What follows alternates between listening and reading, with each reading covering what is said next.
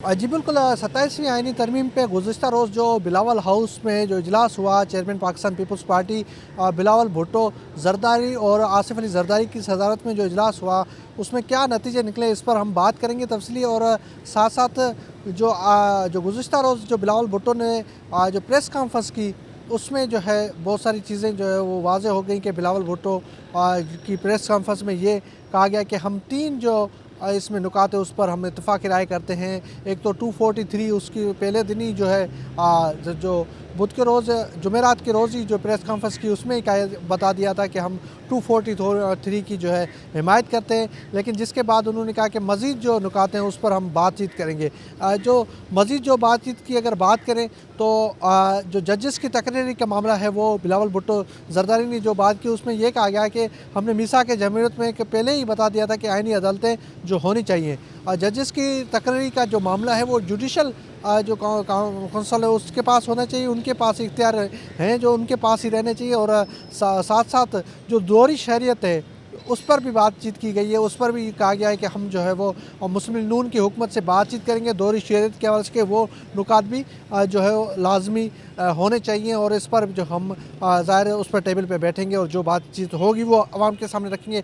ज़राए जो हमारे कहते हैं कि अंदरूनी जो कहानी है जो कल की मीटिंग में उसमें क्या क्या हुआ, जिन चीज़ों पर इत्तेफाक नहीं हो सका वो हम आपको बता रहे हैं। पीपल्स पार्टी की जानिब से आर्टिकल 160 3A ख़त्म करने पर इत्तेफाक नहीं किया गया। साथ साथ NFC के तहत सूबे की शेयर कम करने की किसी शख्स से इत्तेफाक भी नहीं किया गया। और पीपल्स पार्टी ने सूबाई खुद मुख्तियारी के मुतालिक शेड्यूल 2 और 3 रिवर्स करने के मुतालिक वफाक की तजवीज़ से भी इत्तेफाक नहीं किया। तलीम और आबादी सब्जेक्ट वफाक के मातहत करने की शख्स से भी इत्तेफाक नहीं किया गया।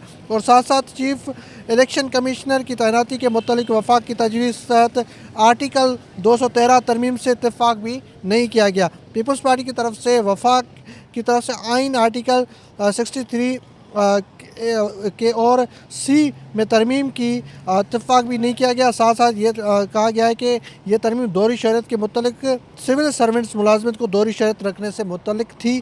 और वफाक की तरफ से एग्जीक्यूटिव मजिस्ट्रेट्स इख्तियारात मुतल्लिक आर्टिकल 175 और शिक 3 में तब्दील से इत्तेफाक भी नहीं किया गया। और साथ साथ कहा गया है कि यह तरमीम एग्जीक्यूटिव मजिस्ट्रेट्स के इख्तियार के बहाली मुतल्लिक है।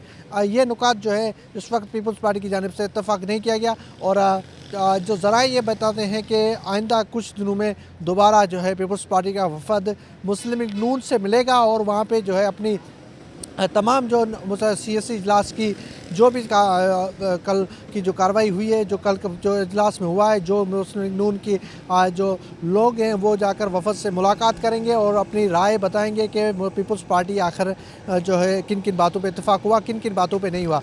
मौलाना फजल रहमान आज कराची पहुंच चुके हैं। मौलाना फजल रहमान के पहुंचने के बाद आज मौलाना फजल रहमान की आज जो ज़राए ये बताते हैं कि क्योंकि JUI से हमने मालूम किया, उन्होंने कहा कि आज हो सकता है मुलाकात हो भी या नहीं, लेकिन ज़राए ये बताते हैं कि हो सकता है कि बैकडोर जो है मौलाना फजल रहमान और आसिफ अली ज़रदारी और बिलावल की मुलाकात हो सकती है।